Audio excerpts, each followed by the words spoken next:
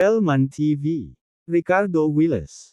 Kabanata 841, Kamatayan at Paglaho. Pagkatapos ng maikling sandali ng pagkabigla, ang isip ni Savannah ay napuno ng maraming kaisipan. Napakahirap ba ng sitwasyon ni Chase kaya sumuko siya sa Star Path Seed Selection Tournament at umalis sa Mirror of Trials? Kung iyon ang kaso, hindi na kailangang mag-alala tungkol sa pagharap ni Ricardo kay Chase. Hindi nahaharap sa malaking banta si Ricardo. Gayunpaman, tulad ng pag-iisip ni Savannah sa mga kaisipang ito, nakita niya ang isang figure na walang humpay na humahabol kay Chase. Agad namang nanlaki ang mata niya sa gulat. Ricardo. Si Ricardo yun. Ang taong humahabol at sumusubok na patayin si Chase ay si Ricardo. Paano, posible ba iyon? Ang ekspresyon sa mukha ni Savannah ay naging hindi kapani-paniwalang matangkad. Lihim siyang gumaan sa pag-iisip na baka hindi na kailangan pangharapin ni Ricardo si Chase. Pero nagkita na pala ang dalawa. Gayunpaman, ang katotohanan ay si Chase ay hinahabol ni Ricardo na parang isang asong nasulok, tumatakas para sa kanyang buhay. Ang panloob na pagkabigla ni Savannah ay umabot sa isang hindi pa naganap na antas. Ricardo, paano ka naging makapangyarihan? Savannah, ano pang hinihintay mo? Mabilis na ibigay sa akin ang iyong kapangyarihan ng hangin. Bilisan mo. Makikita si Chase na mabilis na papalapit sa kuweba, mapilit na sumisigaw sa Savannah. Pagkatapos magsalita, lumingon siya sa likod, may mapang-asar na ekspresyon sa kanyang mukha, at tumawa ng mapanukso, hahaha, nasa tabi ko ang langit. Ricardo, tingnan natin kung paano mo ako hahabulin sa pagkakataong ito. Ikaw ay nakatadhana na maging isang kalunos-lunos na basura. Hindi mo ako mapapatay. Bago pumasok si Savannah sa Nascent Soul Realm, nagkaroon ng interes si Chase sa kanya dahil sa kanyang ugali at hitsura. Gayunpaman, pagkatapos na pumasok si Savannah sa Nascent Soul Realm at hawakan ang embryonic form ng Way of the Wind, mas naging interesado si Chase sa kanyang halaga. Kaya naman, habang nasa daan, unti-unti siyang nawalan ng pasensya at naging sabik na humingi ng tulong kay Savannah. Sa mundo, ang lahat ng mga bagay ay magkakaugnay at magkakasamang nagpapatibay. Ang daan ng hangin at ang daan ng kulog at kidlat ay dalawang magkatugmang puwersa. Kapag ipinagkaloob ni Savannah ang kanyang kahusayan sa kapangyarihan ng hangin sa isang target na may lakas ng kulog at kidlat, makukuha nila ang pinagsamang epekto ng wind and thunder power. Ang kanilang bilis ng paggalaw at bilis ng pag-atake ay tataas ng hindi bababa sa 50%. Bukod dito, ang kanilang liksi at liksi sa labanan ay walang kapantay. Ito ay isang hindi may kakaila na pagpapahusay ng estado. Kaya naman, nang makita ni Chase si Savannah, agad niyang ipinakita ang isang nasasabik at tuwang-tuwa na ekspresyon. Pakiramdam niya ay tinutulungan siya ng langit. Sa kritikal na sandaling ito, hindi niya inaasahang nakatagpo si Savannah. Hanggat ang kanyang bilis ay tumaas ng isa pang kalahati, maaari niyang ganap na iwaksi si Ricardo sa loob ng kalahating minuto. Pagkatapos, tatakas siya at pagagalingan ang kanyang mga sugat. Sa susunod na makita niya si Ricardo, siya na ang walang awan na habulin at patayin siya. Savannah. Napansin din ni Ricardo na nasa kalagitnaan ng paghabol kay Chase si Savannah. Isang hitsura ng pagtataka ang lumitaw sa kanyang malinaw na natukoy na mukha, na sinamahan ng ilang pagkalito. Hindi niya maintindihan kung bakit kikiligin si Chase nang makita si Savannah. Oo naman, maganda si Savannah, ngunit sapat ba iyon upang matiyak ang gayong kaguluhan? Halos nasa bingit na sila ng kamatayan, ngunit nagkaroon ng paglilibang si Chase na kiligin. Higit pa rito, kahit na gustong tulungan siya ni Savannah, magagawa ba niya? Hindi napigilan ng babaeng ito ang sarili. Napabuntong hininga si Ricardo sa loob-loob. Sa sandaling ito, napatingin si Savannah sa mabilis na papalapit na sina Chase at Ricardo, kumikislap ang kanyang magagandang mata. Tumingin siya kay Chase, tapos kay Ricardo. Sa wakas, isang pahiwatig ng asol na liwanag ang lumabas sa kanyang katawan. Nagsimulang umihip ang lakas ng hangin sa paligid niya. Swish! Ang sumunod na segundo, si Ricardo, na mas mabagal kaysa kay Chase, ay biglang tumaas ng 40%. Sa sobrang bilis, nilapitan niya si Chase. Si Ricardo, na nagtataglay ng Thunder at Lightning Constitution, ay hindi pa nakakabisado sa Thunder at Lightning Path, ngunit ang Wind Thunder na estado ay epektibo rin para sa kanya. Siyempre, ang pagtaas ng bilis ay 40% lamang, hindi kasing kahulugan ng para kay Chase. Pero kahit ganun, sapat na para mahabol ni Ricardo si Chase. Si Ricardo mismo ay nagulat, nakaramdam ng pagkawalan ng kontrol sa kanyang katawan. Ito ay, nanlaki ang mga mata niya at nahulaan ang nangyayari. Pwede ba, Savannah? Sa sandaling iyon, umalangaw-ngaw ang dagandong na puno ng matinding hinanakit, galit, at puot. Savannah, asong babae ka. Talagang ipinagkaloob mo ang kapangyarihan ng hangin kay Ricardo. Ang kulit mo, hinding-hindi kita bibitawan. Nagpakawala si Chase ng hysterical na dagandong at sa wakas ay nagpa siya na iwanan ang lahat ng boundary talismans na hawak niya at tumakas para sa kanyang buhay. At sa sandaling iyon, si Ricardo, na nakakuha ng 40% na pagtaas sa bilis, ay sumugod na sa layong 40 metro mula kay Chase. Ang kanyang physical force field at gravity ay direktang kumilos kay Chase. Kunin mo ito. Nagkalat si Chase ng hindi mabilang na boundary talismans. Boss! Ang puwang sa paligid niya ay agad na nasira at naging hindi matatag. Habang itinatapon niya ang boundary talisman sa kanyang katawan, malapit na siyang paalisan ng salamin ng mga pagsubok mula sa maliit na mundong ito. Gayunpaman, ang prosesong ito ay nangangailangan din ng ilang oras. Kahit na ito ay maikli, ito ay sapat na upang gawin ang isang bagay. Swish! Sa ilalim ng impluwensya ng gravity, ang isang boundary talisman ay sinipsip sa kamay ni Ricardo, at pinasok niya ito ng totoong enerhiya, pinaputukan ito patungo kay Chase na parang isang matalim na nakatagong sandata. Sa maikling proseso ng pagpapatalsik mula sa Mirror of Trials, hindi makagalaw si Chase. Splat! Kaya ang boundary talisman na ito ay tiyak na tumusok sa laman ni Chase. Si Chase, na aalis na sa Mirror of Trials, ay biglang naramdaman na nawala agad ang nakakasuklam na puwersa. Isang boundary talisman ang tumusok sa kanyang katawan. Paanong muli siyang tatanggihan ng salamin ng mga pagsubok? Hindi. Kasabay nito, isang napakalaking imprint ng kamao na may dalang walang kapantay na kapangyarihan ang walang awang hamampas sa kanya. Sa mga mag-aaral ni Chase, mabilis itong lumaki. Boom! Sa susunod na sandali, ang fist imprint ay tumama sa ulo ni Chase, na lumikha ng ulap ng pula at puting ambon. Ang buong ulo niya ay tila naglaho sa manipis na hangin ng mabasag iyon ng kamao ni Ricardo. Bagamat umasa si Chase sa Thunder at Lightning Path, hindi naging outstanding ang kanyang depensa sa kabila ng kanyang nakakabaliw na marahas at abnormal na pag-atake. Paano niya kakayanin ang ganoong kalakas at matinding suntok ng kamao ni Ricardo?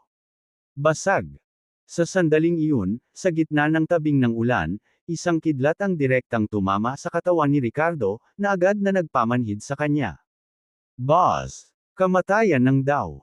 At sa wala sa oras na pagkamatay ni Chase, ang kapangyarihan ng Heavenly Daw ay agad na kumalat at kamangha-mangha na napunta sa direksyon ni Ricardo.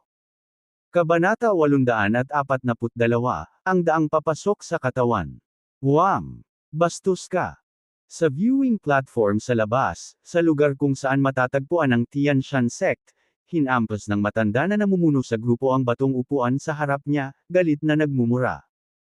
Ang mga mukha ng iba pang miyembro ng Tian Shan sect ay pare-parehong malungkot. Inis, galit, ayaw, hinanakit. Ito ay mga disipulo ng iyong Hagpid sect. Kung ang asong ito ay hindi namatay sa loob ng salamin ng mga pagsubok, pinaghiwa-hiwalay ko na siya ng 1,000 beses. Pinandilatan ng elder mula sa Tian Shan sect ang Hagpid sect, ang kanyang boses ay puno ng nakakapanghinayang lamig at puot. Ang pangalan niya ay Hunter Quan, ang sariling tiyuhin ni Chase. Ang makitang namatay ang kanyang pamangkin na napakatalino sa loob ng Mirror of Trials ay napuno siya ng kalungkutan at, higit sa lahat, ng puot. Sa orihinal, ang kanyang pamangkin ay may walang hangganang kinabukasan, na nakatakdang maging isa sa mga kandidato para sa binhi ng Star Path, marahil ay lumaki pa sa isang makapangyarihang figure sa hinaharap. Ngunit sa hindi inaasahang pagkakataon, nakatagpo siya ng isang malagim na wakas sa loob ng Mirror of Trials.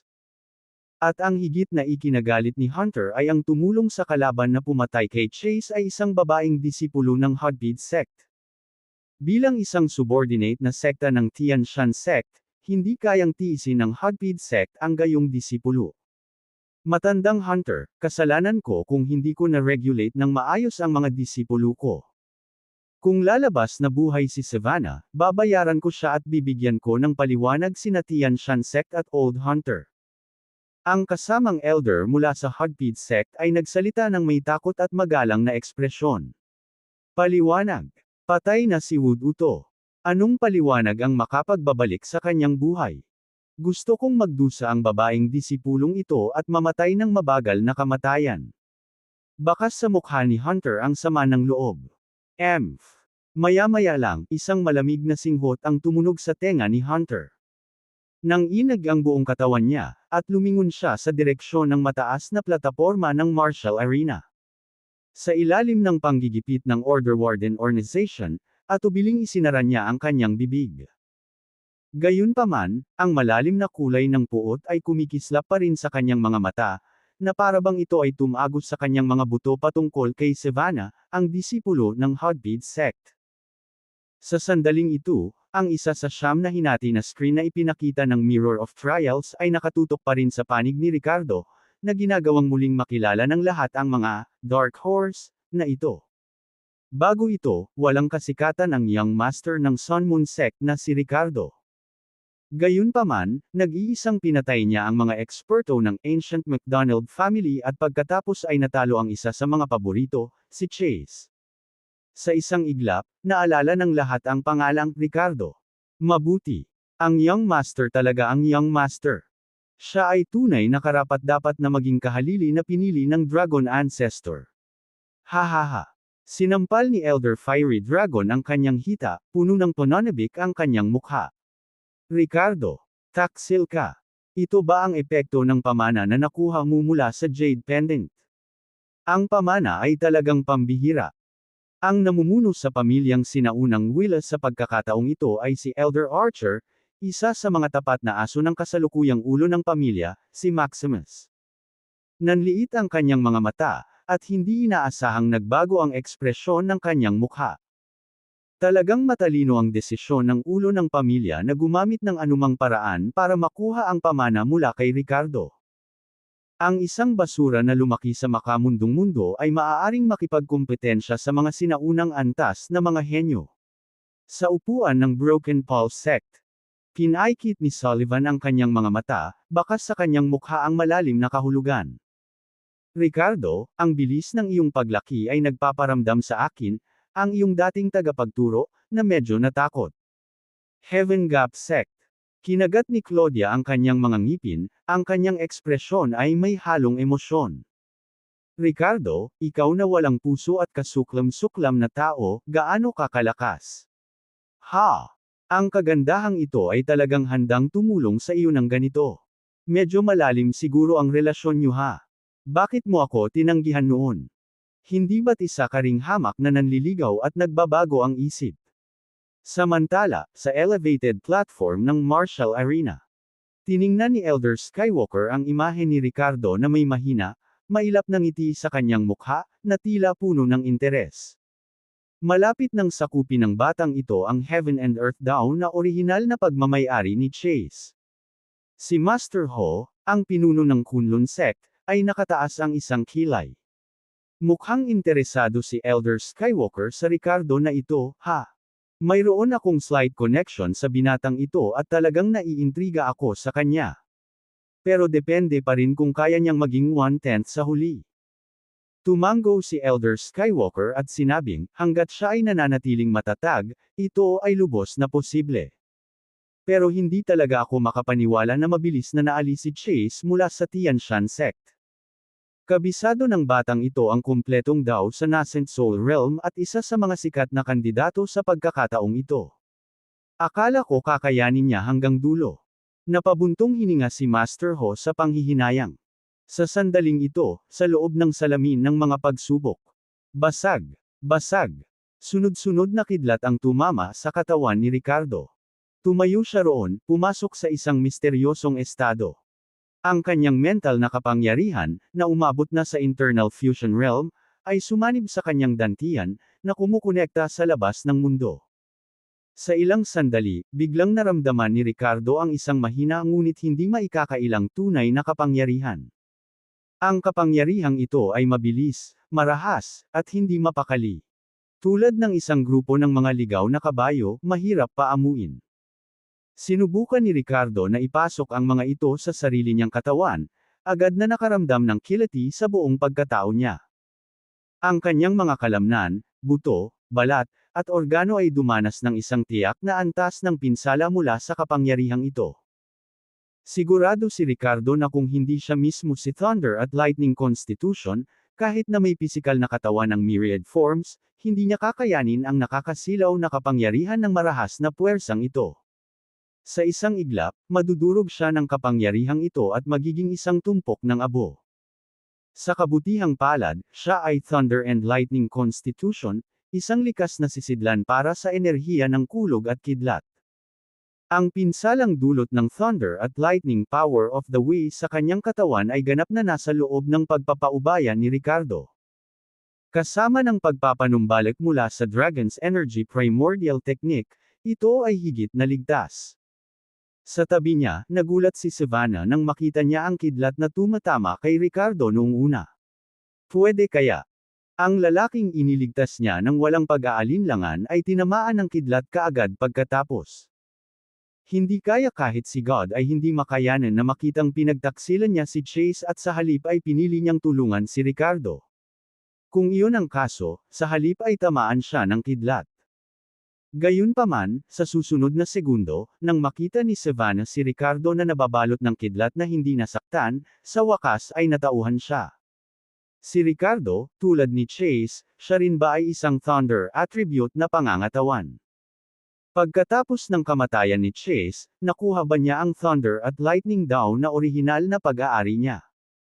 Paulit-ulit na nag-isip si Savannah, pagkatapos ay mabilis na tumayo sa tabi ni Ricardo, pinagmamasdan ang paligid para sa anumang senyales ng panganib. Kabanata 843, mamamahala ka ba nito mula ngayon? Hindi naintindihan ni Ricardo ang tagal ng Thunder at Lightning Way ng masyadong mahaba. Mga 15 minuto pa lang nang imulat niya ang kanyang mga mata. Sa sandaling iyon, tila isang surge ng kuryente ang lumabas sa kanyang mga mata at pagkatapos ay urong pabalik sa loob. Sa sandaling iyon, ang dating makulimlim na kalangitan ay nagsimulang lumiwanag, at isang sinag ng sikat ng araw ang tumagos. Para bang ang thunderstorm na ito ay ginawa para sa Ricardo. Sa kanyang pagkakahawak sa daan ng kulog at kidlat, tumigil na rin ang kulog at kidlat. Bakas sa mukha ni Ricardo ang tunanibik nang maramdaman niya ang marahas na kulog at kidlat na kapangyarihan ng daan sa loob niya. Dati, hindi pa niya nahahawakan ang embryonic form ng Thunder at Lightning Way. Ngunit sa pagkakapatay kay Chase, para bang sinamantala niya ang pagkakataon na orihinal na pag-aari ng kabilang partido. Si Ricardo, na nagtataglay ng Thunder at Lightning Constitution, ay direktang humakbang pasulong at pinalitan si Chase, na ganap na nakabisado ang kumpletong Thunder at Lightning Way. Boom! Hindi napigilan ni Ricardo ang sumuntok. Isang napakatibay, malalim na asol na imprint ng kamao ang inilabas. Ang malalim na asol na kulay na iyon ay nalampasan pa ang dilaw na ningning ng power of the Earth's depths. Dapat tandaan na naunawaan lamang ni Ricardo ang embryonic form ng Solid Earth Way, habang ang Thunder at Lightning Way ay kumpleto. Saan man dumaan ang tatak ng kamao, ang mga nagtataasang puno na may kapal na 3 taong magkayakap ay sunod-sunod na tinusok at nabasag. Pagkatapos, ang pag-atake ay dumaong sa bundok sa unahan, direktang tumagos dito. Sa wakas, ito ay sumabog sa loob ng bundok na may malakas na dagandong. Ang buong bundok ay yumanig, at hindi mabilang na mga malalaking bato ang gamulong pababa. Napaka-hindi kapani-pani walang pakiramdam. Napatingin si Ricardo sa sariling kamao, puno ng kagalakan ang mukha nito. Ang kumpletong daan ng kulog at kidlat ay tunay na makapangyarihan. Pakiramdam ko ay dumobble at tumaas muli ang lakas ng atake ko kumpara sa dati. Natatakot ako na kahit isang ordinaryong peak nascent soul stage expert ay mapatay sa suntok ko. Hindi pa ako nakakalaban ng totoong void reclusion powerhouse, kaya hindi ko alam kung kaya ng master na iyon ang mga pag-atake ko. Sa palagay ko ay magiging mahirap, hehe. Bakas sa mukha ni Ricardo ang pagtitiwala at ambisyon. Ang hindi pa nagagawang pakiramdam ng kapangyarihan na ito ay nagdulot sa kanya ng labis na pananabik para sa isang kapanapanabik na labanan upang subukan ang kanyang lakas. Ricardo, umalis na tayo dali. Paano kung may dumating dahil sa kaguluhang ginawa mo?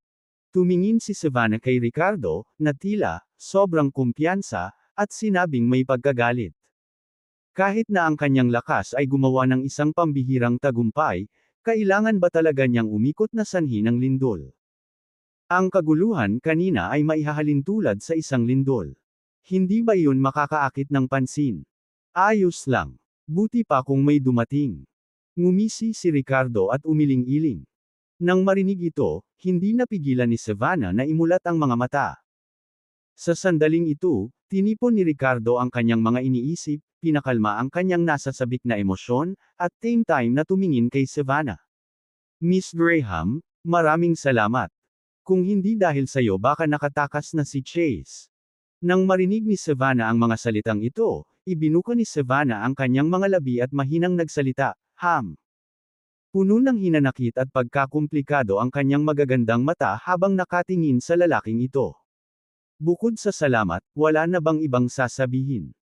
Bago ito, medyo nag-aalinlangan si Savannah sa pagpupumilit ni Ricardo na sumali sa Star Path Seed Selection Tournament at nagbanta pa siyang haharapin ang panliligalig ni Chase ng mag-isa. Akala niya ay nagyayabang lang si Ricardo. Gayunpaman, ang bangkay ni Chase ay nakahandusay sa hindi kalayuan sa sandaling iyon. Namatay siya sa kamay ni Ricardo. Noon ay tunay na napagtanto ni Savannah na ang kapangyarihan ni Ricardo ay higit pa sa isang ordinaryong tao. Bagamat mukhang nasa kalagitnaan pa lang siya ng nascent soul realm, ang kanyang tunay na lakas sa pakikipaglaban ay nakakatakot. Sa sandaling iyon, hindi maipaliwanag ang paghanga at pagkahumaling ni Savannah kay Ricardo. Bilang isang henyong babae mula sa pamilya Graham, palagi siyang nahuhumaling sa martial arts. Sa kanyang puso, mayroong likas na paghanga sa malakas. At ngayon, matapos masaksihan ang kapangyarihan ni Ricardo, mas lalong lumakas ang pakiramdam na iyon. Bakas sa mukha ni Ricardo ang pagkapahiya nang marinig ang sinabi ni Savannah. Hindi siya tanga at alam niya ang ibig niyang sabihin.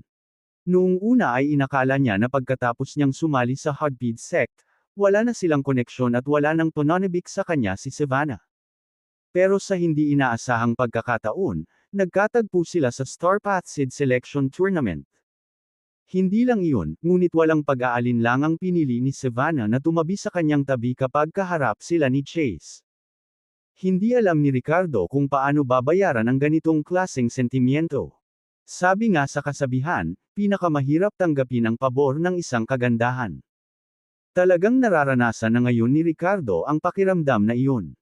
Hinding-hindi siya gagawa ng anumang bagay para ipagkanulo si Miranda, ngunit hindi rin niya magawang saktan ang puso ni Savannah. Saglit na hindi marunong magsalita si Ricardo at naiwasan lang niya ang paksa.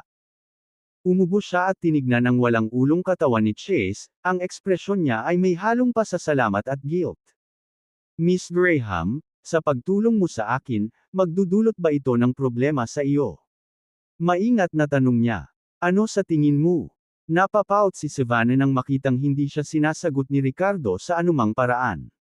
Well, kung malalaman na tinulungan mo akong tanggalin si Chase, malamang na hindi ka na matitiis ng Heartbeat Sect. At hindi ka rin bibitawan ni Tianshan Sect. Sinabi ito ni Ricardo, na may pagsubok na nagtanong, paano kung bumalik ka sa Sun Moon Sect kasama ako sa hinaharap? Ano sa tingin mo? Nang marinig ito, kumislap ang magagandang mata ni Savannah, at nanunuya siyang sumagot, bumalik ka sa Sun Moon Sect kasama mo. Nangangahulugan ba iyon na pananagutan mo ako sa hinaharap? Well, mapait na ngumiti si Ricardo at tumanggo lang. Oo. Miss Graham, ako ay may utang na loob sa iyong kabaitan. Kung hindi ka tatanggapin ng Hotpid sect, at kung hindi ka tatutol, magbubukas ang Sun Moon sect ng mga pinto nito para sa iyo. Hanggat ako, si Ricardo, ay nabubuhay, kung sino ang gustong manggulo sa iyo ay kailangan munang makalampas sa akin at sa Sun Moon sect. Buti na lang may kaunting konsensya ka, ngumuso si Savannah, bakas ang ngiti sa kanyang napakagandang mukha. Napagtanto niya na malabong tumugon ang lalaking ito sa kanyang mga salita.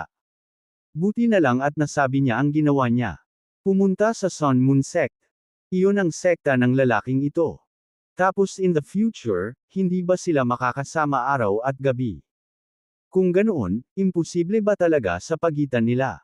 Kabanata 844, may plano ako.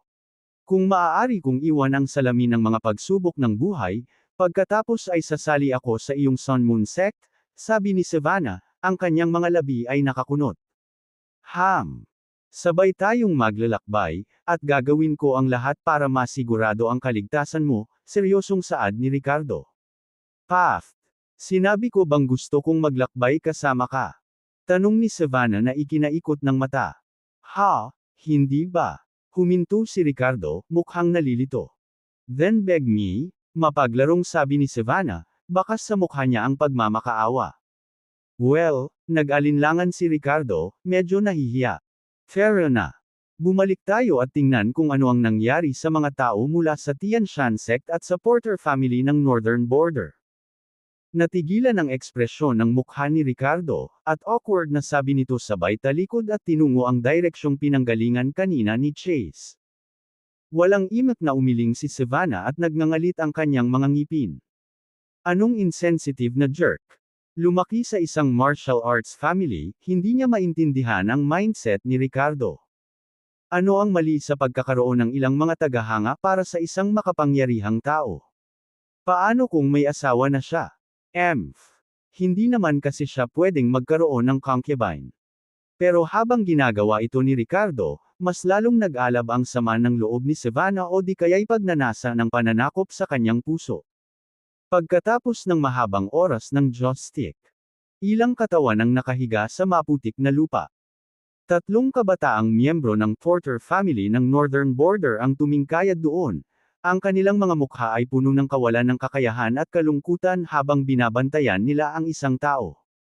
Sa eksena, matapos iwan ng iba pang 5 miyembro ng Tian Shan sect ang 2 bangkay at nakatakas si Chase, ang natitirang 3 ay nawalan ng moral at tumakas. 4 sa Porter family ng Northern Border ang namatay sa labanang ito. Siyempre, kung bibilanggan natin si Cecil, na malapit ng malagutan ng hininga, ito ay 5 kamatayan. Kapatid na Longho, kumusta ka? Senior kuya, tahan na. Bilasan mo, hanapin mo ang boundary talisman sa katawan ni senior brother. Kung makakaalis siya sa Mirror of Trials, baka may pagkakataon pa na iligtas siya. Pinalibutan ng 3 disipulo ng Porter family si Cecil, agad na isinubsob ang elixir sa kanyang bibig, puno ng pag-aalala ang kanilang mga mukha. Walang silbi. Alam ko ang sarili kong kalagayan. Kahit umalis ako, hindi ako mabubuhay. Ngayon, gusto ko lang maghintay. Para sa isang resulta. Siguro kung ang taong iyon, naabutan si Chase. Napatay ba nila iyon? Sampay na aso. Mahinang wika ni Cecil. Naabutan niya. Ito ang bangkay niya. Sa pagbagsak ng mga salita, isang malalim na boses ang tumunog. Sa likod ng Ricardo, sumunod si Savannah, bumalik sa eksena. Kinalagad niya ang isang bangkay na walang ulo at inihagi sa tabi ni Cecil at sa iba pa. Ang iba pang 3 disipulo ng pamilya Porter ay nagbago kaagad, na nagpapakita ng isang nagtatanggol na tingin kay Ricardo. Hindi kailangang kabahan. Hindi ako interesadong patayin ka, mahinang sabi ni Ricardo na mahinang ngumiti. Sa kabaligtaran, gusto kong iligtas ang kanyang buhay kung makikipagtulungan siya. Nang marinig ito, si Cecil, na nakahiga sa bingit ng kamatayan, ay hindi maiwasang mapangiti. Kaibigan ko, nagpapasalamat ako na kaya mong patayin si Chase para sa akin. Ngunit tungkol sa pagliligtas sa akin, hayaan mo na. Ano ang motibo mo sa amin? Bakit ka pa Nagsasalita ng walang kaparirikan. Bilang isang practitioner, alam na alam ni Cecil ang estado ng kanyang sariling katawan, at alam niyang tiyak na masama ang kalagayan niya. Parang malabong maligtas siya kahit ng mga immortal. Ang pinsalang idinulot ni Chase sa kanyang kanang baga ay lubhang napinsala ang kanyang cardiovascular system, dahil sa kidlat na dinadala niya. Ngunit ang mas nakamamatay ay ang sipa na natanggap niya pagkatapos. Nabasag nito ang kanyang mga laman loob. Sa tulong lamang ng Grand Revitalizing Pill ay nakatiis siya hanggang sa kanyang huling hininga. Si Cecil mismo ay hindi naniniwala na siya ay maliligtas. Kalokohan ba ang sinasabi mo? Bakit hindi ko hayaang subukan ito? May mga motibo ako para sa iyo, ngunit pag-usapan natin ang mga ito pagkatapos mong maniwala na kaya kitang ililigtas, hindi ba? Ang tono ni Ricardo ay kalmado at matatag, likas na mapang-akit. Hindi man lang niya sinubukang itago. Tahasan niyang inamin, may motibo ako para sa iyo. Dahil dito, nagpabiya ang mga tao sa kanilang pagbabantay sa halip. Habang kumikislap ang mga mata ni Cecil, nagpalitan ng tingin ang tatlo pa at hinimok siya, "Senior brother, bakit hindi mo siya subukan?" Alam din nila na kung may masamang intensyon si Ricardo sa kanila, sa lakas na talunin si Chase, hindi siya mahihirapang patayin sila. Kaya, binitawan nila ang kanilang bantay. Mabuti. Kaibigan, maaari mo itong subukan. Nag-isip si Cecil ng ilang segundo at tumango. Habang bumabagsak ang mga salita, naglakad si Ricardo patungo kay Cecil at naglabas ng isang pares ng pilak na karayom mula sa kanyang storage bag, partikular para ipakita. Pagkatapos ng lahat, ayaw ni Ricardo na ilantad ang Dragon's Energy Primordial Technique sa mga tagalabas. Pagkatapos ay tinusok niya ang siyam na pilak na karayom sa iba't ibang acupoint sa katawan ni Cecil. Pagkatapos ng ilang pag-ikot, ginamit niya ang Dragon's Energy Primordial Technique upang pasiglahin ang likas na sigla ni Cecil, pinaghalo ito sa enerhiya ng dragon na kanyang nilinang, upang pagalingin siya. Si Cecil, na naramdamang nasa bingit na ng kamatayan at handang pumanaw anumang oras, ay biglang nagkontrata sa kanyang mga mag-aaral. Kitang-kita niya ang init na kumakalat sa kanyang katawan. Ang dating nakamamatay na mga pinsala ay unti-unting gumagaling. Ito. Nanlaki ang kanyang mga mata at tumingin kay Ricardo na may halong tuwa at pagtataka. Ano sa tingin mo ngayon? Naniniwala ka ba sa akin? Nakataas ang isang kilay na tanong ni Ricardo na nakangiti at nakapikit. Hindi lang ikaw. Hindi ka pani-paniwalang makapangyarihan, ngunit ang iyong mga kasanayang medikal ay. Hindi ka pani-paniwala. Iligtas mo ako. Hanggat kaya mo. Iligtas ang aking buhay, ako, si Cecil, ay gagawin ang lahat. Nang walang pag-aalinlangan. Tuwang-tuwang sabi ni Cecil, na puno na ngayon ng lakas ang boses niya na kanina pa wala. Kapag nahaharap sa isang kislap ng pag-asa, ninanais niyang mabuhay ng higit pa sa iba. Sino ang kusang mamamatay sa edad na 21 bagay pagkatapos maabot ang ganoong antas ng paglilinang?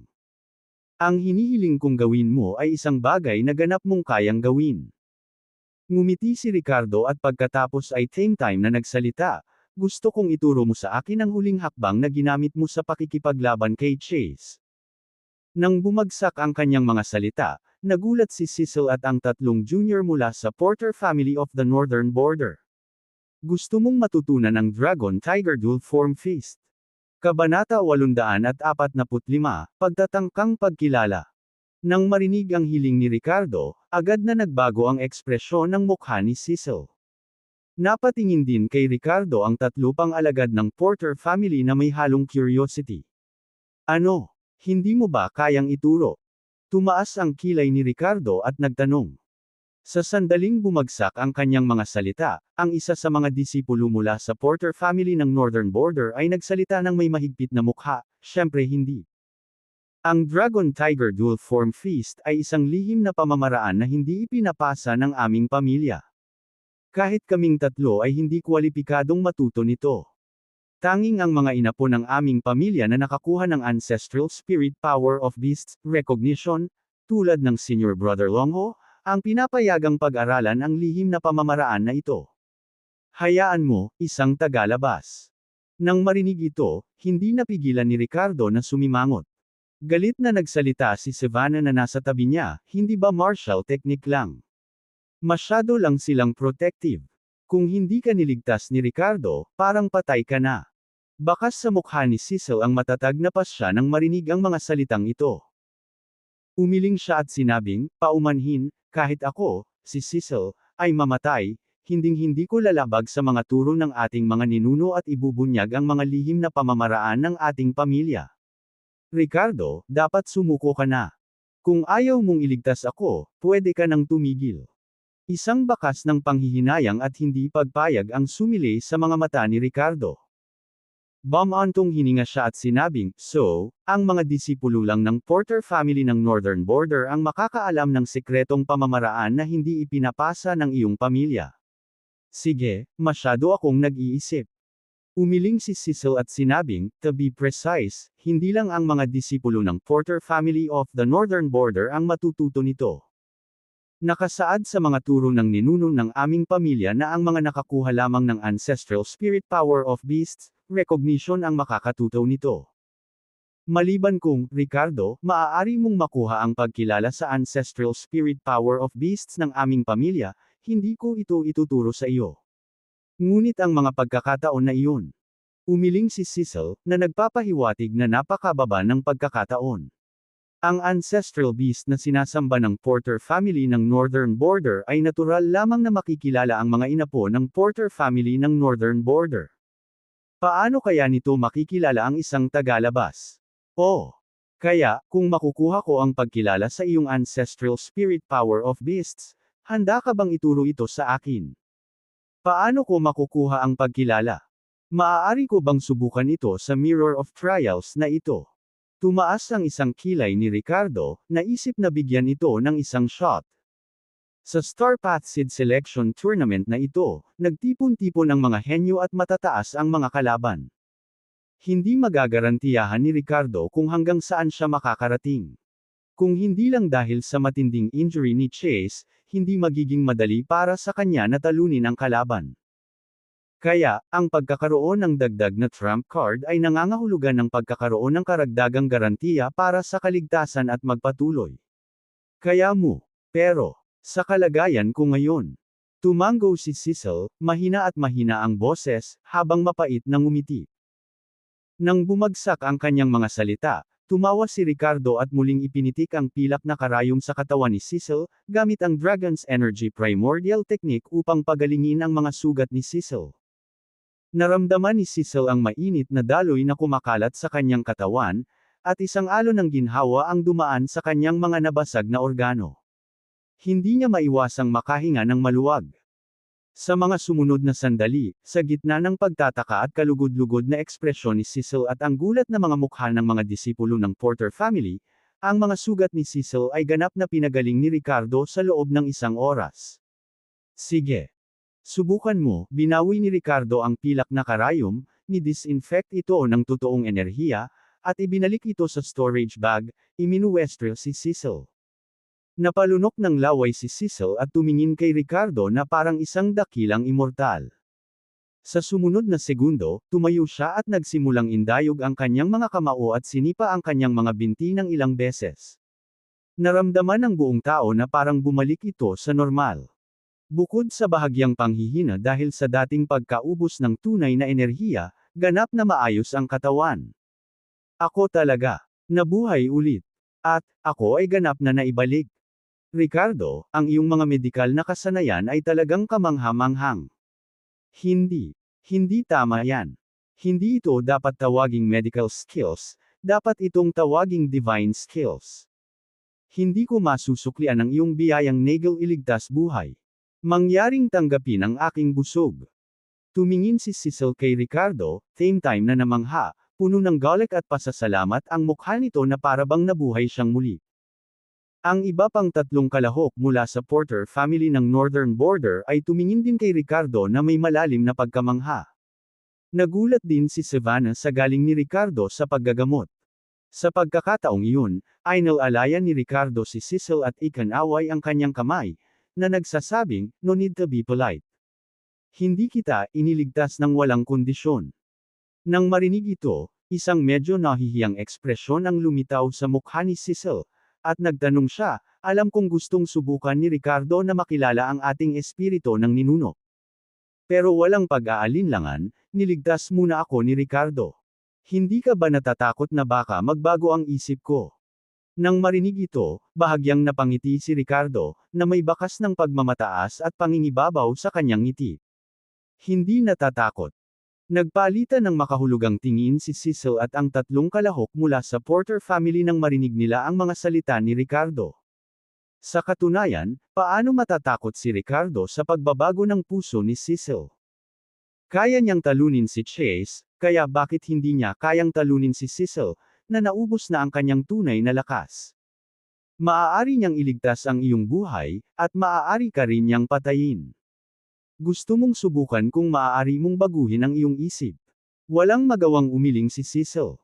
Ang lakas talaga ang pundasyon ng lahat. Ricardo, lubos pa rin akong nagpapasalamat sa pagliligtas ng aking buhay.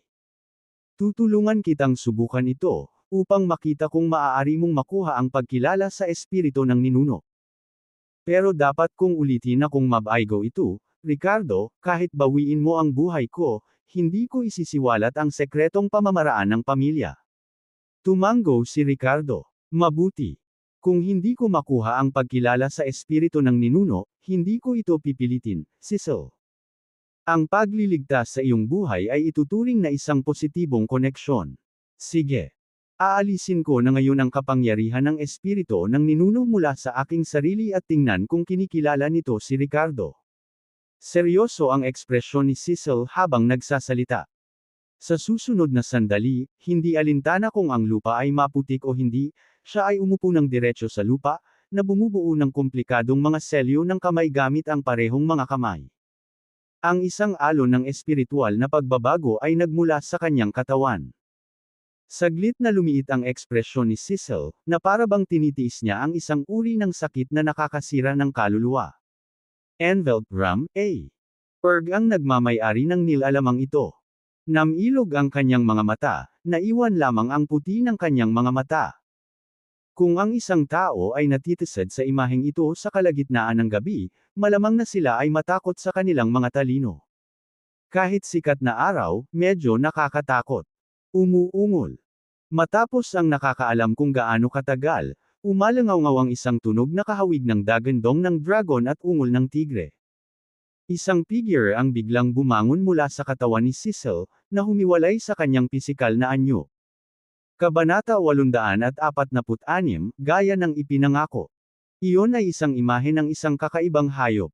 Mukha itong mabangis na tigre ngunit iba sa ilang paraan. Sa ibabaw ng ulo ng tigre nito ay may dalawang sungay, malapad at kahawig ng sakilin. Batay sa anyo ng isang mabangis na tigre, nagtataglay ito ng ilang mga katangiang tulad ng dragon. Sa ngayon, tawagin natin itong Dragon Tiger Beast. Ang imaheng ito ng Dragon Tiger Beast ay kinuha mismo ni Cecil mula sa kanyang sariling kaluluwa. Sa hilagang teritoryo ng Croatia, mayroong maraming kakaibang individual na kilala bilang mga immortal ng kabayo. Nagkamit sila ng pagkilala mula sa ilang naliwanagang espiritu na nilalang, gaya ng dilaw na balat, ahas, fox, at iba pa, na nagpapahintulot sa kanilang mga kaluluwa na damikit sa kanila at humiram ng kapangyarihan nitong mga espiritong immortal. Ang Porter family ng Northern Border, na matatagpuan sa Chiangbai Land ng Croatia Northern Territory, ay nagtagumpay sa Horse Immortal Art. Ang ilan sa mga diskarte sa Horse Immortal Art ay talagang nagmula sa Porter family ng Northern Border. Siyempre, ang mga pamamaraan ng Porter family ay mas advanced. Sinasamba nila ang espiritu ng ninuno ng mga hayop sa loob ng maraming henerasyon, na nagpapahintulot sa kanila na hiramin ang kapangyarihan ng espiritu ng ninuno at ipagkaloob ito sa mga natatanging inapo. Gayunpaman, ang kasalukuyang imahe ng hayop ay hindi ang tunay na kaluluwa ng espiritu ng ninuno. Isa lamang itong fragment ng kaluluwa na pinaghiwalay ng ancestral spirit, na hindi gaanong makapangyarihan kaysa sa tunay na ancestral spirit na sinasamba ng Porter family of the Northern Border, kahit 1% ng lakas nito. Gayunpaman, nagtataglay pa rin ito ng espiritualidad. Ang espiritualidad na ito ay ipinakita kung ang iba ay makakakuha ng pagkilala nito. Langit at lupa, malalim at malawak. Ang espiritu ng mga ninuno sa itaas, na naliwanagan ng banal na liwanag. Pumunta ka. Umupo si Cecil doon, at sa sandaling humiwalay sa kanya ang imahe ng Dragon Tiger Beast, binibigkas niya ang isang incantation. Sa wakas, itinuro ang kanyang daliri, ang imahe ng Dragon Tiger Beast ay mabilis na gumalaw patungo sa Ricardo. Swish! Ngunit matapos makipag-ugnayan kay Ricardo, nagpakawala ito ng tahimik na dagandong at mabilis na umatras. Malinaw, hindi nito nakilala si Ricardo. Nang makita ito, napakunot ang noo ni Ricardo at hindi napigil ang mapabuntong hininga. Umiling din si Cecil at sinabing, parang. Gayunpaman, pagkatapos noon, ang humanoid soul fragment ng Dragon Tiger Beast ay nagpahayag ng pahiwatig ng pagkalito. Pagkatapos, tumigil ito sa pag-atras at muling lumapit kay Ricardo. Swish! Sa wakas, diretso itong sumanib sa katawan ni Ricardo. Sa isang iglap, isang malahayop na aura ang lumabas mula kay Ricardo, at ang kanyang mga mata ay kumikislap sa isang mabagsik na lamig. Ito ay hindi posible. Talagang nagtagumpay ito. Ang tatlong inapo ng Porter family ng Northern Border ay natulala sa eksenang ito. Hindi rin makapaniwala si Cecil at pilit na ngumiti habang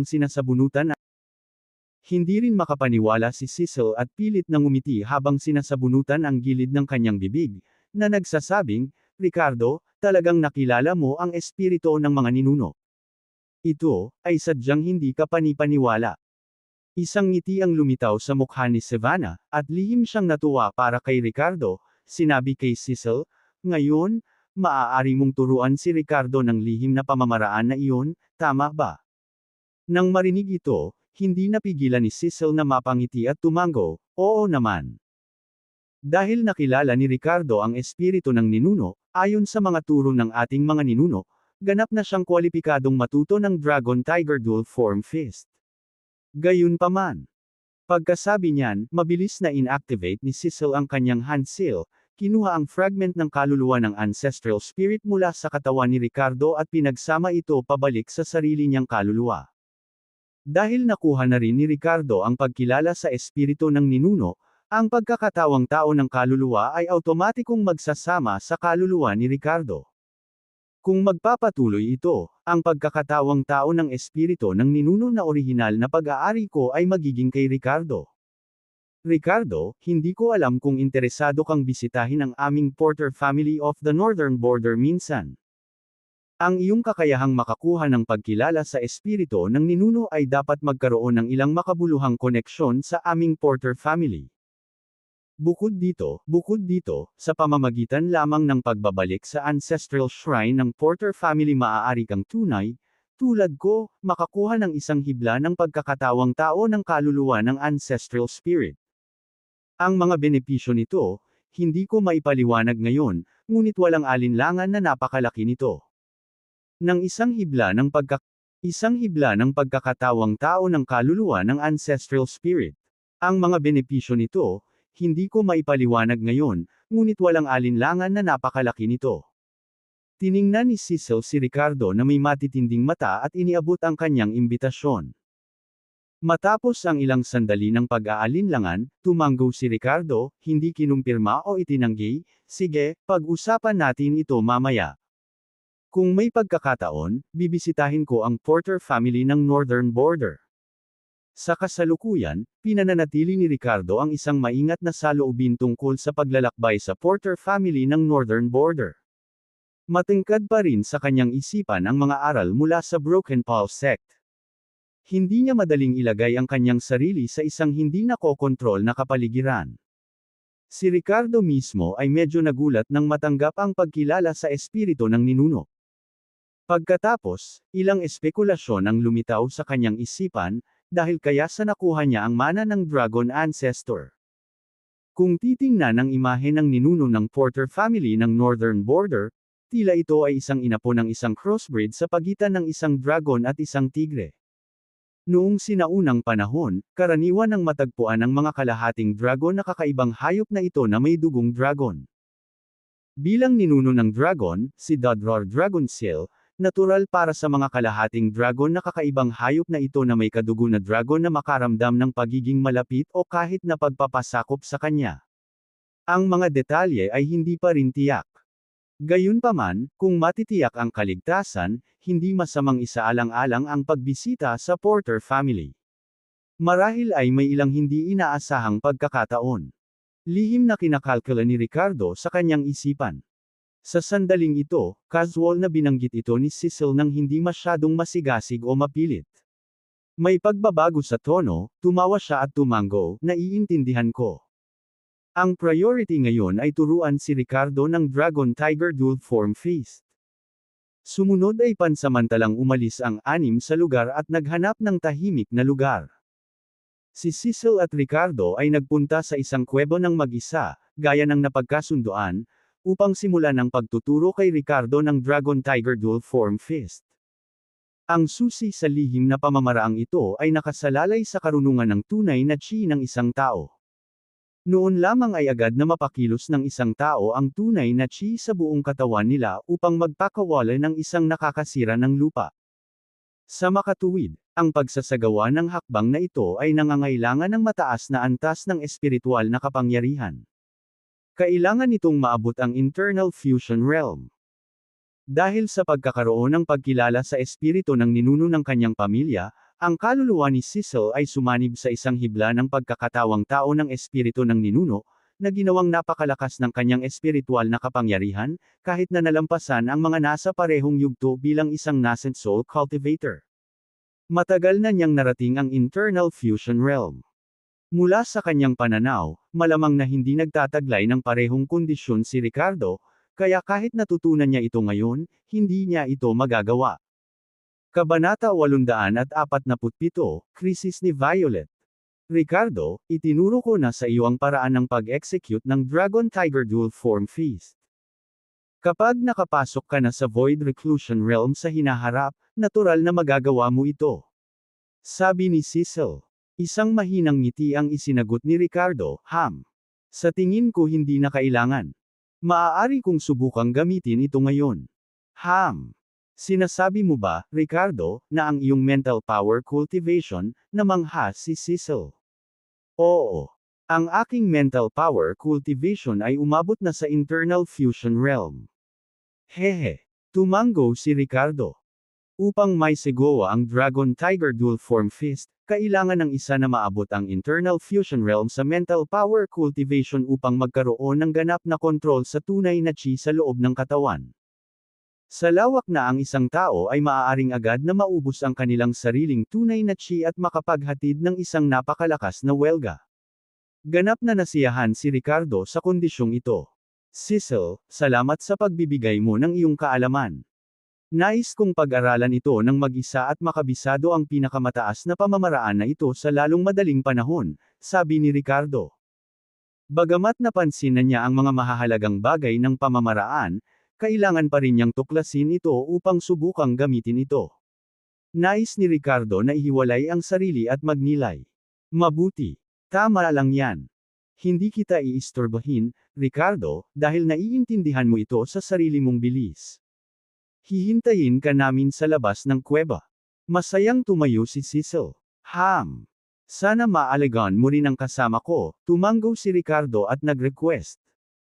Nang marinig ito, napangiti si Cecil at tinapik ang kanyang dibdib, sinabing, Ricardo, siguraduhin mo, ako ang bahala sa kaligtasan ng magandang babaeng iyon. Inisip niya lang na magkarelasyon sina Ricardo at Savannah bilang cultivation partners. Walang imak na umiling si Ricardo, piniling hindi magpaliwanag ng kahit ano. Nagsimula siyang mag-focus at pag-aralan ang mga mahahalagang bagay sa pagsasagawa ng Dragon Tiger Dual Form Fist. 50 milya ang layo mula sa lambak kung saan pansamantalang nanirahan si Ricardo at ang iba pang 5. May talon sa lugar na ito, at isang batang babae ang kasalukuyang nakasquat sa tabi ng pool ng tubig sa ibaba ng talon, nililinis ang mga mantsa ng dugo sa kanyang katawan. 2 bangkay ang nakahimlay sa hindi kalayuan sa kanya. Maliwanag, ang batang babae ay nakaranas ng isang matinding labanan at napatay ang 2 kalahok. Ang batang babae ay may maselang at magandang hitsura. Sa kanyang dating masigla at kaakit-akit na mukha, ngayon ay tila walang hanggang lamig. Ang kanyang magagandang mata ay walang anumang pahiwatig ng emosyon. Ito ay isang pagbabagong maaaring mangyari lamang pagkatapos makaranas ng napakalaking pagbabago at magkaroon ng malalim na puot. Ang babaeng ito ay si Violet. Ang babaeng henyo mula sa pamilyang sinaunang Willis, na may pambihirang talento sa paglilinang. Naabot na niya ang rurok ng nascent soul stage sa edad na 20. Bilang direktang inapo ng Ancient Willis family, nagmana rin si Violet ng katulad na yin aura kay Nora. Dahil sa yin aura na ito sa loob niya kaya ang mga inapo ng Ancient Willis family ay maaaring magsagawa ng lihim na pamamaraan ng curse bearer, na parang isang tibak na may dalawang talam, na nagpapahintulot sa kanila na lubos na mapahusay ang kanilang lakas sa loob ng maikling panahon. At gayon din, ang parehong nagbabala na aura na kilala bilang Dodror Dragon Silk Curse, ay humadlang sa Ancient Willis family na mabuhay ng lampas sa 200 taon, henerasyon pagkatapos ng henerasyon. Sa katunayan, may bakas din ng aura na ito sa loob ng katawan ni Ricardo, ngunit nanatili itong tulog, hindi na-detect kahit ni Ricardo mismo. Kapag siya ay umabot sa edad na 150, ang aura na ito ay lalabas at aangkin ang kanyang buhay sa edad na 200. Ang aura na ito ay, sa katunayan, isang puwersa ng kamatayan na nagmula sa bangkay ni Dodror Dragonsil sa libingan ng dragon na binabantayan ng pamilyang sinaunang Willis. Sa makatuwid, ang dahilan kung bakit naiintindihan ni Ricardo ang power of death sa Sun Moon Isle ay maaaring nauugnay sa strand ng kapangyarihan ng kamatayan sa loob ng kanyang bloodline. Katulad nito, si Violet, tulad ni Ricardo, ay nahawakan ang embryonic form ng Way of Death sa kanyang pangunawa. Sa madaling salita, taglay din ni Violet ang power of death.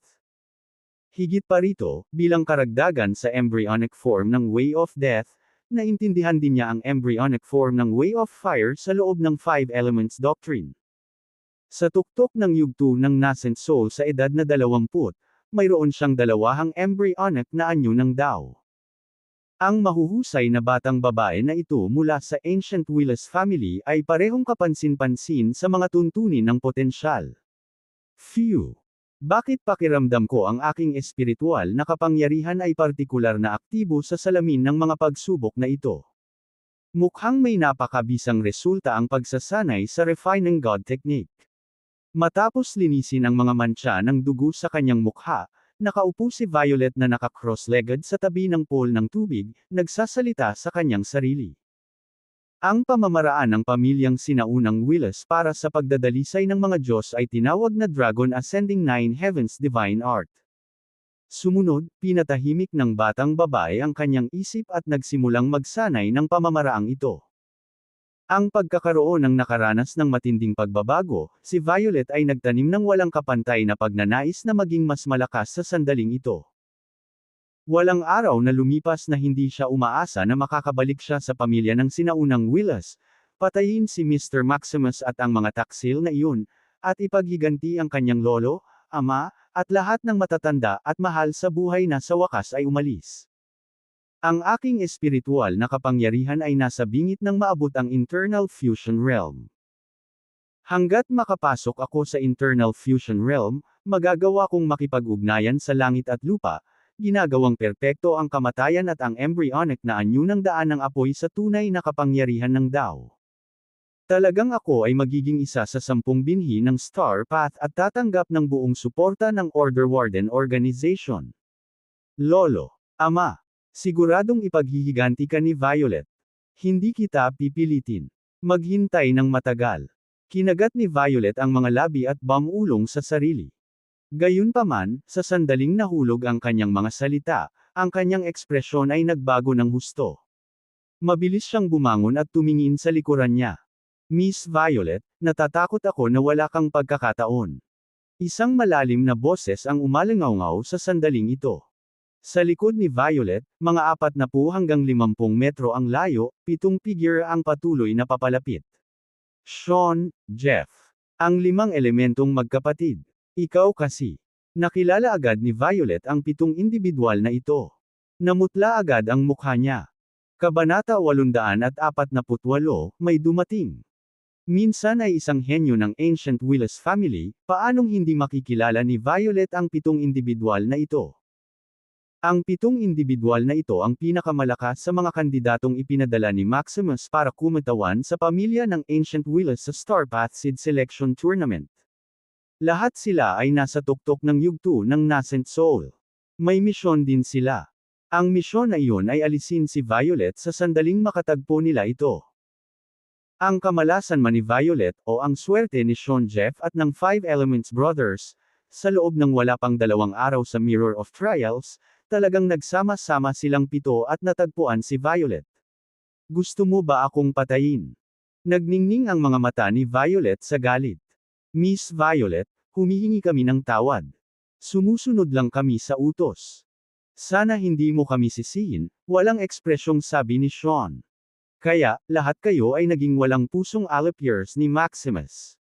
Nagngangalit ang mga ngipi na tanong ni Violet, kahit alam na niya ang sagot ay puno pa rin ng hinanakit ang puso niya. Siya, na dating binibini ng pamilya, ay nahaharap ngayon sa pagtugis ng kanyang mga kasamahan mula sa pamilya. Ang kasalukuyang pamilya ng sinaunang Willis ay talagang hindi na kung ano ito dati. Paumanhin, tinutupad lang namin ang aming mga utos nang hindi nagtatanong ng tama o mali. Kung gusto mong sisihin ang isang tao, sisihin mo ang iyong sarili dahil hindi mo alam ang iyong lugar. Mula nang tumakas ka sa pamilya, bakit hindi ka nagtago at nagpumiglas para mabuhay? Sa halip, pinili mong lumahok sa Star Path Seed Selection Tournament na ito, umiling si Garth Willis sa Five Elements Brothers na may malamig at mapanuksong tono. Lahat sila ay mga inapo ni Maximus mula sa pamilya Willis, kaya paano sila magpapakita ng anumang awa kay Violet? Atake tayo.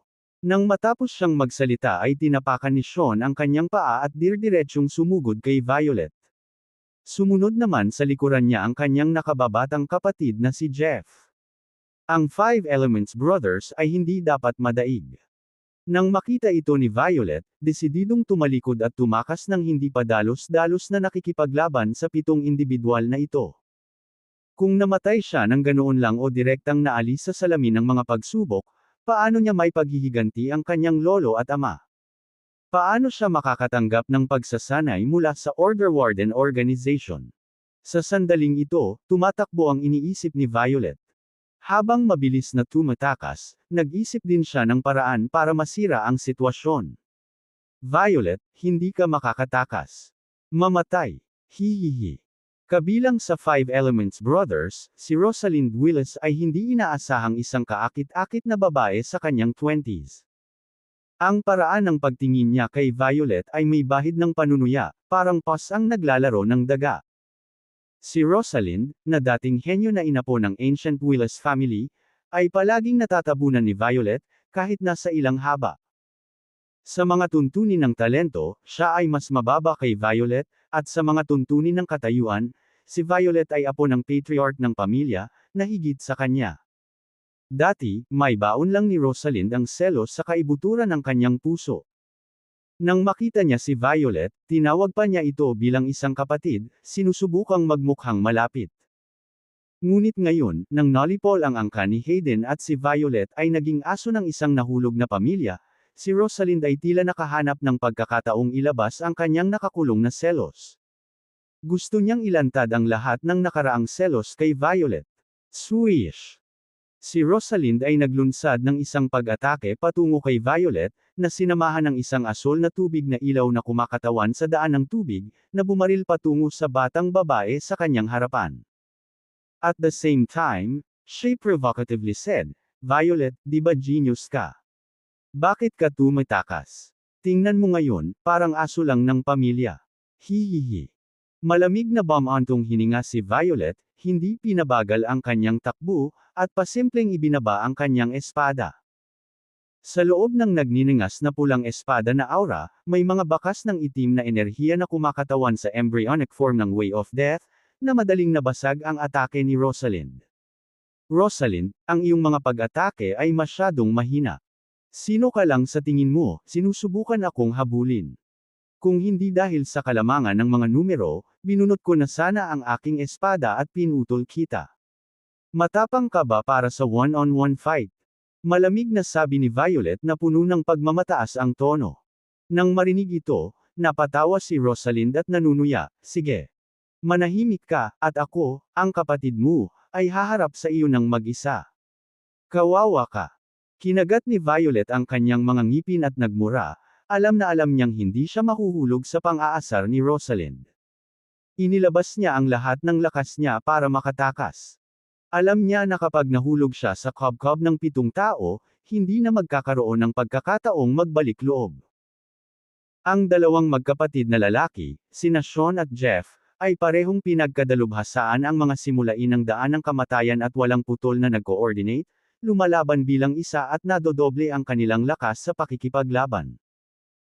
Hindi pa banggitin ang 5 elementong magkakapatid, bawat isa sa kanila ay nahawakan ang mga simulain ng 5 elemento ng doktrina metal, kahoy, tubig, apoy, at lupa nagpapalaki ng kanilang lakas sa pamamagitan ng pagtutulungan. Sa pagtutulungan nilang 5, maaari pa nilang labanan ang isang ordinaryong early stage na void reclusion practitioner. Tiyak na walang laban. Ano ang dapat kong gawin? Kung magpapatuloy ito, maaga o huli ay maaabutan nila ako. Paano ko haharapin silang 7 mag-isa? Nagmuni-muni si Violet sa kanyang puso. Sa susunod na sandali, isang flash ng inspirasyon ang sumagi sa kanyang isipan, sana makatagpo ako ng ibang kalahok. Sa loob ng salamin ng mga pagsubok, hanggat hindi sila mga kasama mula sa parehong sekta, hindi may iwasang makisali sila sa labanan kapag magkaharap. Kahit na ang ilang kapwa miyembro ng sekta na may mga mahirap na relasyon ay maaaring mag-away sa isa't isa. Nagbigay ito ng ideya kay Violet. Kung makakaharap niya ang iba pang mga kalahok at mag-udyok ng labanan sa pagitan nila at ng 7 miyembro ng pamilyang Willis, maaari niyang samantalahin ang kaguluhan at makatakas ng hindi nasaktan. Sa pinakakaunti, nagkaroon ng magandang pagkakataon na makalayo. Nasaan sila? Nasaan sila? Habang tumatakbo si Violet, sabik niyang iniskan ang kanyang paligid, umaasang maramdaman ang presensya ng ibang tao sa daan.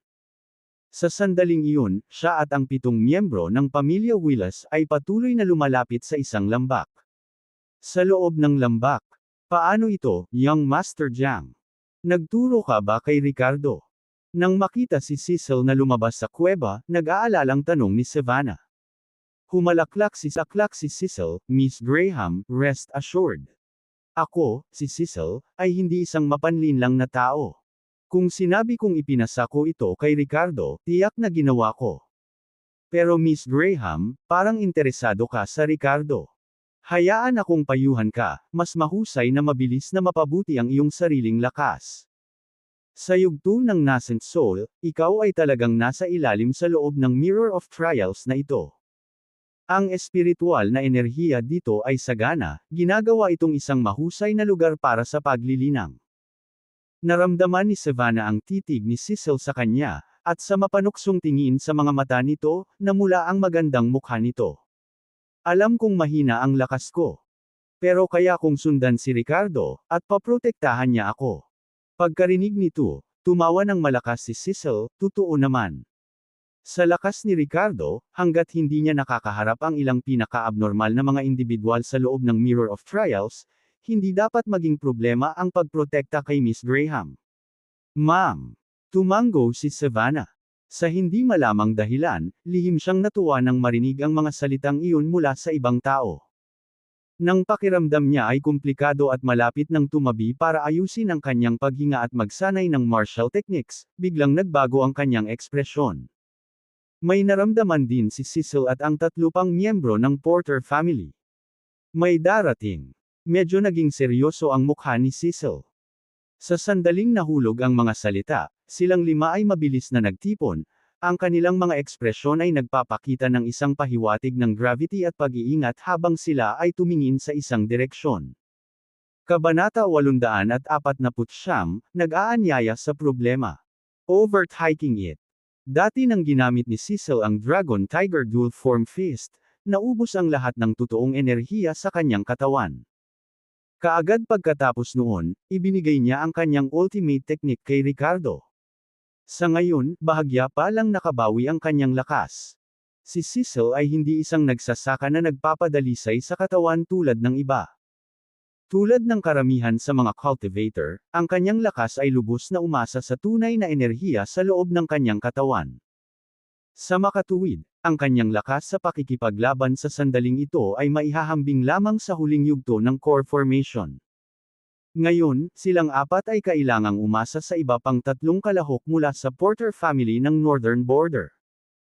Sa kabutihang palad, bilang isa sa apat na pangunahing sinaunang kapangyarihan, ang mga kalahok na ipinadala ng Porter family ng Northern Border, bagamat hindi pambihira, ay karaniwang hindi rin mahina. Ang tatlong individual na ito ang pinakamalakas sa mga nakaligtas sa nakaraang labanan laban sa Tianshan sect. Ang tatlo sa kanila ay mga pinakadakilang eksperto sa huling yugto ng Nascent Soul Realm. Dapat kaya nilang hawakan ang mga ordinaryong kalaban sa Mirror of Trials. Boom! Boom! Boom! Sa susunod na sandali, na sinamahan ng isang alon ng pagbabago-bago ng labanan, ilang mga figure ang lumitaw sa harap ni Cecil, Savannah, at sa iba pa. Nasa harap nila ang isang babaeng nataranta, habang nasa likuran niya ang 7 makapangyarihang eksperto na patuloy na naglulunsad ng pag-atake sa kanya.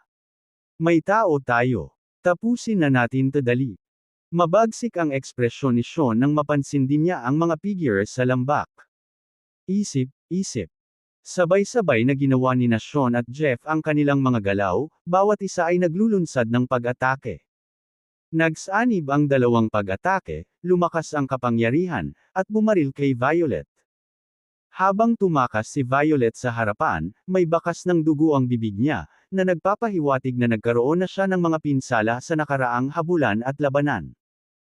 Ang magkapatid na Sean at Jeff, kasama ang magkapatid na Wu, ay hindi lamang hinahabol si Violet.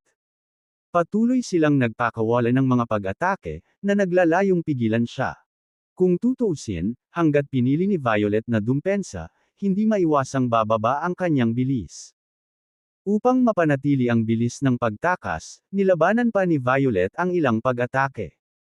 Gayunpaman, ang ilan sa mga pag-atake ay masyadong mapanganib, at wala siyang pagpipilian kundi ipagtanggol. Dahil dito, hindi lang nasugatan si Violet kundi malapit nang mahuli ng 7 miyembro ng pamilya Willis. Buti na lang at nakarating na siya sa lambak bago ito. Naningkit ang mga mata ni Violet habang nakatingin sa 5 tao sa lambak, biglang nakaramdam ng kislap ng pag-asa. Swish! Sa sandaling ito, dumating ang mga pag-atake ni Sean at Jeff. Kinagat ni Violet ang kanyang mga ngipin, tumalikod, at sinalubong ang mga pag-atake gamit ang kanyang espada. Kasabay nito, gamit ang puwersa, lumipad siya pabalik at direktang lumitaw sa likod ni Cecil, Savannah, at ng iba pa. Sa susunod na sandali, siya ay nagpakawala ng mahinang pag-ungol, at ang mga mantsa ng dugo ay muling lumitaw sa sulok ng kanyang bibig. Tumigil ka! Nang makita ito, agad na itinaas ni Sean ang kanyang kamay at pansamantalang piniling huminto.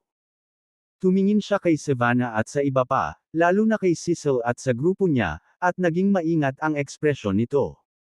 Naturally, ang 4 na pangunahing sinaunang kapangyarihan ay nakakuha ng pansin. Sa Star Path Seed Selection Tournament na ito, pinag-aralan at naobserbahan ng iba't ibang pamilya ang mga kalahok mula sa 4 na major powers. Kahit na ang Porter family ng Northern Border ay walang mga kalahok na star, maraming tao ang pamilyar sa kanila. Nakilala agad ni Sean si Cecil. Sa sandaling ito, sina Cecil, Savannah, at ang iba pa ay nagsusuot ng mga mataimtim na ekspresyon. Masasabing pangit pa ang mga mukha nila. Isang malamig na buntong hininga ang pinakawala ni Cecil na puno ng inis at inis habang malamig na nakatingin kay Violet. Sinusubukan mo bang mag-imbita ng gulo, madam nang bumagsak ang kanyang mga salita, nakatayo doon si Violet, ang kanyang ekspresyon ay may bahid ng kahihiyan at pagkabigo. Oo. Ang kanyang diskarte, gayunpaman, ay nagpapahiwatig ng pag-imbita ng gulo.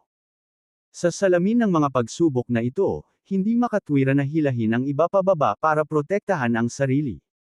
Sa bagay, hindi naman kilala ni Violet sina Cecil at Savannah. Lahat sila ay kakumpetensya. Ngunit ang ikinadismaya ni Violet ay ang mga bagay ay hindi natuloy gaya ng kanyang inaasahan. Matapos makatagpo ang Porter family ng Northern Border at ang 7 miyembro ng Ancient Willis family, walang kagyat na salungatan. Sa katunayan, pinatigil pa ni Sean ang mga kasama niya. Ha, ha ha ha. Violet, akala ko dinala mo kami dito dahil nakahanap ka ng kakampi. Mukhang hindi mo sila kilala ah. Sa sandaling ito, ilang beses na tumawa si Jeff, nanunuya ang tono. Ang mga mata ni Rosalind ay kumikinang habang siya ay nagsumite ng isang mapang akit na sulyap, at isang pahiwatig ng panunuya ay lumitaw sa kanyang kaakit-akit na mukha. Sinadya niyang mag-imbita ng gulo, ngunit tila nabigo ang kanyang plano. I wonder kung saan siya makakatakas ngayon. Kumislap ang tingin ni Sean habang tumango kay Cecil. Mga Ginoo, kaibigan kayo ng Porter family ng Northern Border, tama ba? I assume hindi mo kilala itong Violet, di ba? Nang marinig ito, malamig na ngumuso si Cecil. Siyempre, hindi namin siya kilala. Mabuti kung ganoon. Pribadong usapin ito ng ating Ancient Willis family. Hinihiling ko sa inyong lahat na huwag makialam. Pwede bang panatilihin mo ang iyong distansya? Tanong ni Sean sa malalim na boses. Nagpalitan ng tingin si Cecil sa 3 pang miyembro ng kanyang angkan at pasimpleng tumango. Siyempre naman. Pagkatapos magsalita, binigyan niya ng malamig na tingin si Violet, ngumuso, at sinabing, "Tara na. It's none of our business, at hindi kami manipulahin ng isang taong may lihim na motibo." Si Cecil, Savannah, at ang iba pa ay direktang umatras ng 100 metro. Gayunpaman, hindi sila agad umalis bagkus ay pamwesto sila sa bakana ng kuweba. Tutal, nasa loob pa rin si Ricardo, naiintindihan ng Dragon Tiger Dual Form Fist. Hindi sila pwedeng umalis ng ganun-ganun lang. Sinulyapan ni Sean si Cecil at ang iba pa ngunit hindi na nagsalita pa. Napaisip siya, bakit hindi sila diretsyong umalis? Hey, baka gusto nilang hintayin na makalaban natin si Violet, umaasang sasamantalahin ang sitwasyon. Ayos lang. Maghintay tayo hanggang sa mapatay natin si Violet at maginhawang makitungo sa kanila, sakupin ng ilang boundary talismans. Sa lakas ng aming 7, sa tingin mo gaano kalaki ang pagsisikap para patayin si Violet? Habang nasa isip ang mga kaisipang ito, nakipagpalitan ng tingin si Sean sa Five Elements Brothers, pagkatapos ay lumapit kay Violet. Nakahanda silang magsanib puwersa at mabilis na patayin si Violet. Nang makita ito, lumitaw ang kawalan ng pag-asa at kawalan ng kakayahan sa magagandang mata ni Violet. Ano ang dapat niyang gawin? Ngayon, may dalawang pagpipilian si Violet sa harap niya. Una, lumaban hanggang kamatayan. Ngunit ang resulta ay isang maliit na pagkakataong mabuhay. Pangalawa, patuloy na tumakas, gumawa ng isang pagpipilian, at simpleng itapon ang boundary talisman sa kanyang katawan, na iniiwan ang salamin ng mga pagsubok. Sa paggawa nito, marahil ay mailigtas pa niya ang kanyang buhay. Gayunpaman, ganap siyang mawawala ng anumang pagkakataong makuha ang binhi ng Star Path. At pangalawang araw pa lang. Ang pag-alis sa puntong ito ay mangangahulugan ng pagkawalan ng mga gantimpala, tama ba? Hindi alam ni Violet kung magkakaroon pa siya ng isa pang pagkakataon sa hinaharap na makamit ang mahusay na tagumpay.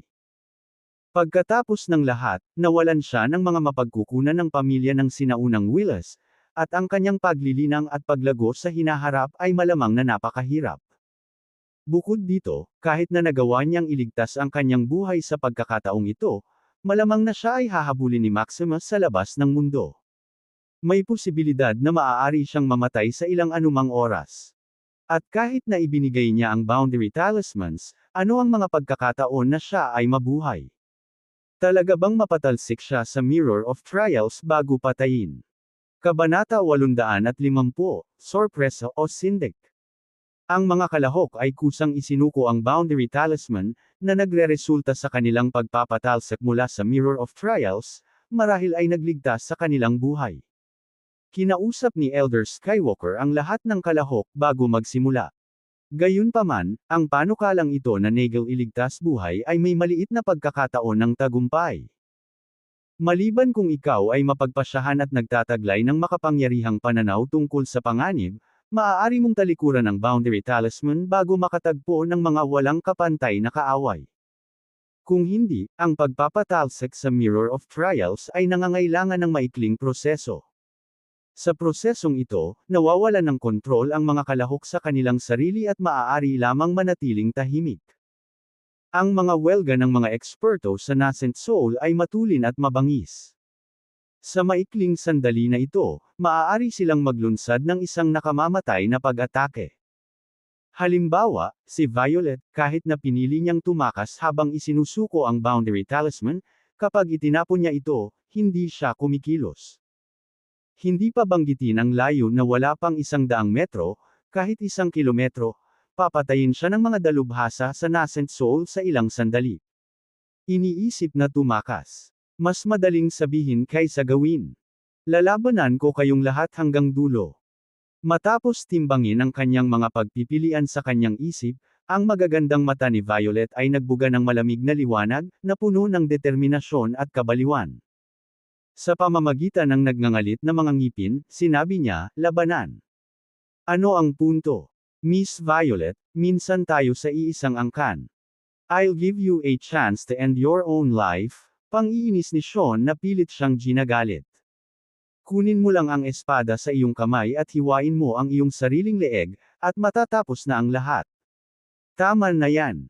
Sa tingin mo kaya mo bang pigilan kaming 7 na nagtutulungan na ikaw lang? Naiinis na sabi ni Rosalind. Ang paglaban ay magiging walang saysay. Kahit sa kamatayan, ako, Miss Violet, ay babayaran ka ngayon.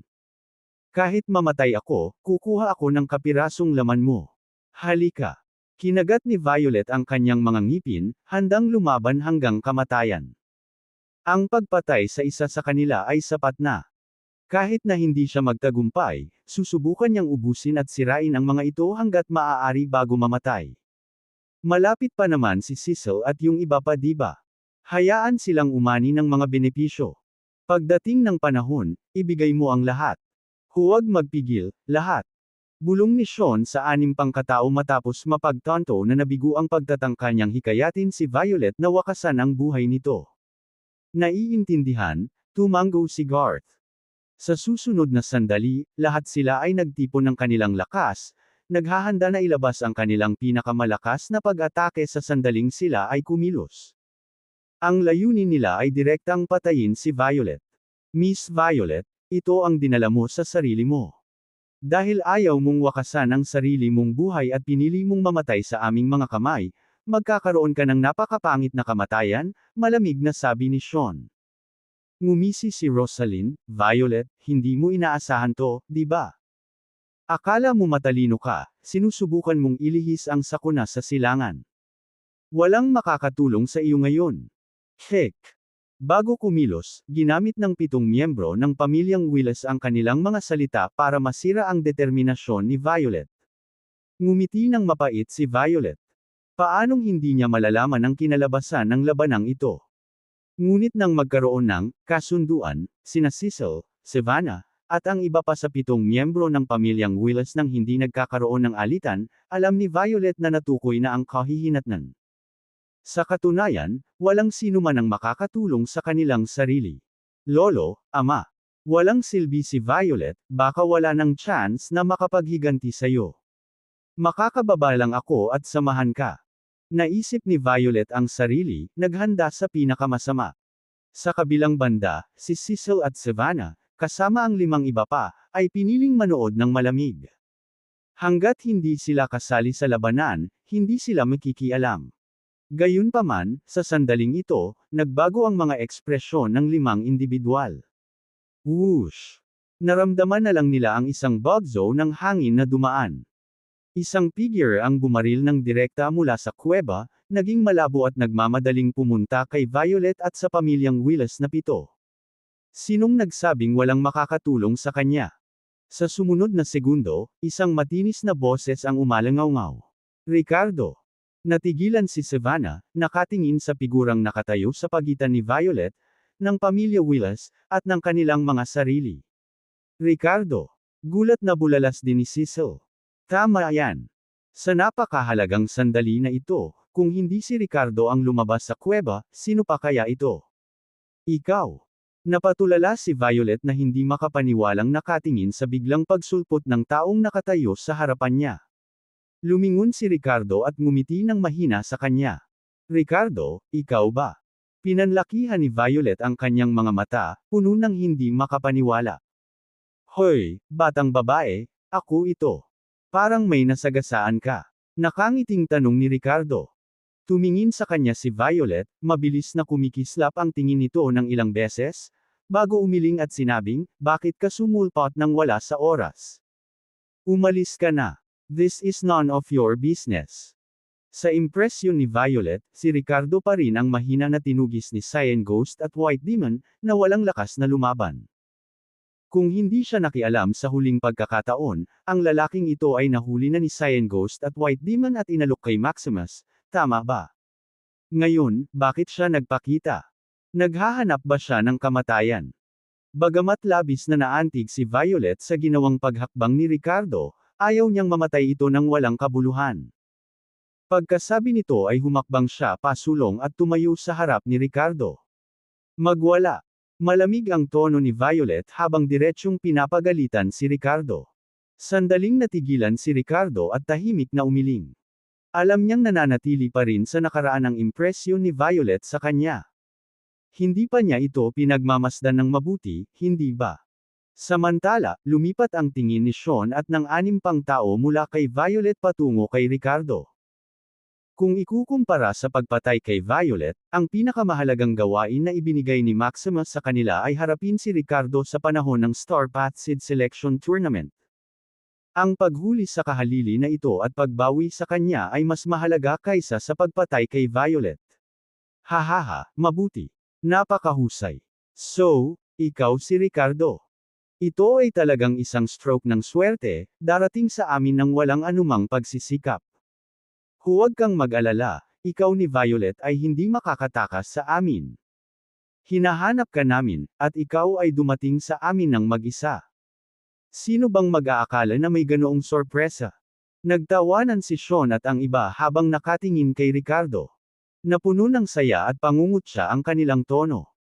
Nang bumagsak ang kanilang mga salita, tumingin si Ricardo sa kanila, at isang pahiwatig ng higit pang pangungutya at saya ang lumitaw sa kanyang mabituing mga mata.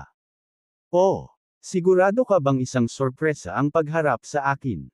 At hindi isang takot?